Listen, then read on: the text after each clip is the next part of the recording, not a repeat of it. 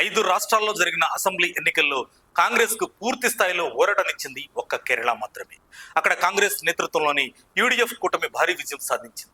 మొత్తం 140 అసెంబ్లీ స్థానాల్లో 102 స్థానాల్లో గెలిచి స్పష్టమైన ఆధిక్యంతో అధికారంలోకి వచ్చింది. అయితే ఈ విజయం వెనుక అనేక మంది నాయకుల పాత్ర ఉన్నప్పటికీ ఇప్పుడు రాజకీయ వర్గాల్లో ఎక్కువగా చర్చ జరుగుతున్న పేరు తెలంగాణ ముఖ్యమంత్రి రేవంత్ రెడ్డి. ఎందుకంటే ఈ 5 రాష్ట్రాల ఎన్నికల్లో రేవంత్ రెడ్డి ఎక్కువ దృష్టి పెట్టింది కేవలం కేరళపైనే.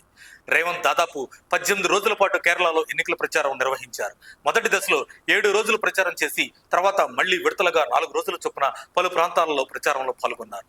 ఇది సాధారణ ప్రచారం కాదు. ఆయన ప్రచార శైలి పూర్తిగా భిన్నంగా సాగిందని కాంగ్రెస్ వర్గాలు చెబుతున్నాయి. రేవంత్ తన ప్రచారంలో తెలంగాణలో కాంగ్రెస్ ప్రభుత్వం ఏర్పడిన తర్వాత వచ్చిన మార్పులను కేరళ ప్రజలకు ఉదాహరణగా చూపిస్తూ మాట్లాడారు. ముఖ్యంగా తెలంగాణలో కాంగ్రెస్ అధికారంలోకి వచ్చాక ప్రజలకు ఎలా ప్రయోజనం కలిగిందో అదే విధంగా కేరళలో కూడా మార్పు రావాలనే పాయింట్ ను బలంగా తీసుకువెళ్లారు.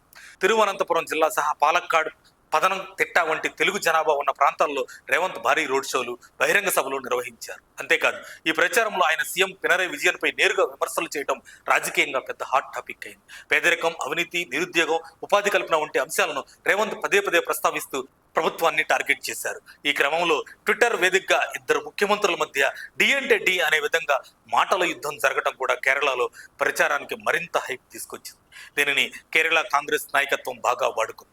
రేవంత్ ప్రసంగాలను స్థానికంగా వైరల్ చేసి ఆయన మాటలను మలయాళంలోకి అనువదించి మరీ విస్తృతంగా ప్రజల్లోకి తీసుకెళ్లారు.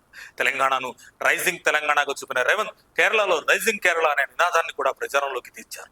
మొత్తానికి కేరళలో కాంగ్రెస్ గెలుపునకు అనేక కారణాలు ఉన్నప్పటికీ రేవంత్ రెడ్డి ప్రచారం కూడా ఒక కీలక ఫ్యాక్టర్ గా మారిందని రాజకీయ విశ్లేషకులు చెబుతున్నారు.